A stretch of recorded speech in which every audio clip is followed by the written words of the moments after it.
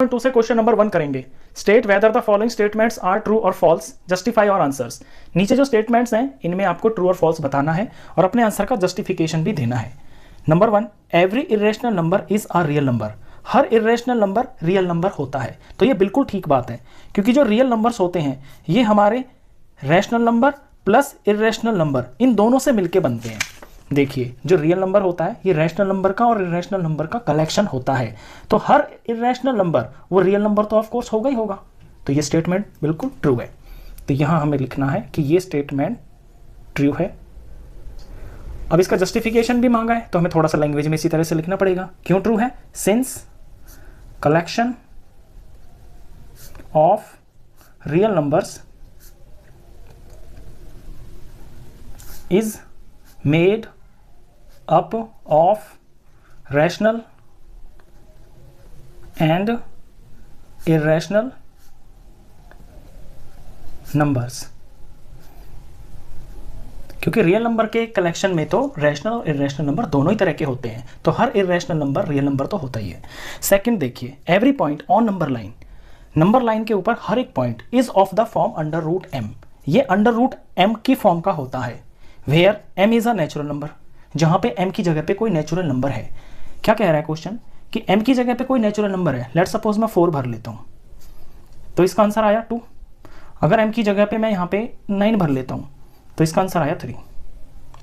अब ये कह रहा है कि नंबर लाइन के ऊपर जो अगर m की जगह पे हम नेचुरल नंबर भरते हैं तो जब मैं m की जगह पे यहां नेचुरल नंबर भर रहा हूं और इसका अंडर रूट कर रहा हूं तो जो मेरा आंसर आ रहा है ना, ये हर बार पॉजिटिव आ रहा है, क्योंकि नेचुरल नंबर है, नेचुरल नंबर खुद पॉजिटिव होता है तो इसका जो स्क्वायर रूट है वो भी पॉजिटिव आएगा।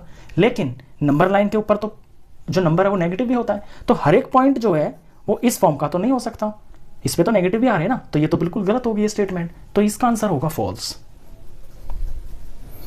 थोड़ा जस्टिफाई कर देते हैं, क्योंकि no negative number can be the square root of any natural number.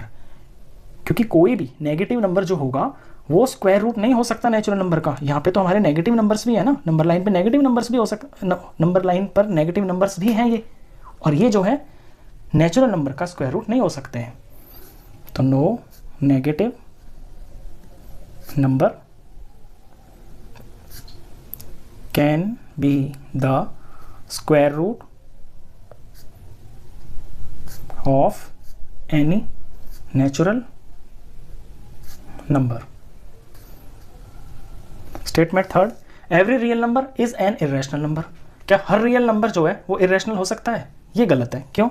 इसी टेबल में देख लीजिए, रियल नंबर जो होता है ये रैशनल और इरेशनल का कलेक्शन होता है। ये कह रहा है एवरी रियल नंबर, यानी हर रियल नंबर इरेशनल होगा, तो ये तो बिल्कुल गलत बात है, क्योंकि रियल नंबर के अंदर तो रैशनल नंबर्स भी होते हैं, तो ये तो फॉल्स हो गया। तो इसमें हम फॉल्स लिखेंगे। समझाने के लिए एक एग्जाम्पल दे सकते हैं, जैसे कि फॉर एग्जाम्पल मैंने कोई नंबर लिखा 5, और 5 जो है ये एक रियल नंबर है लेकिन ये इरेशनल नहीं है। 5 is real but not irrational. अगर एक एग्जांपल भी आप दे देते हो ना तो वहीं से वो स्टेटमेंट जो है ना आप जस्टिफाई कर सकते हो स्टेटमेंट को। अब क्वेश्चन नंबर 2 करते हैं इसी एक्सरसाइज से।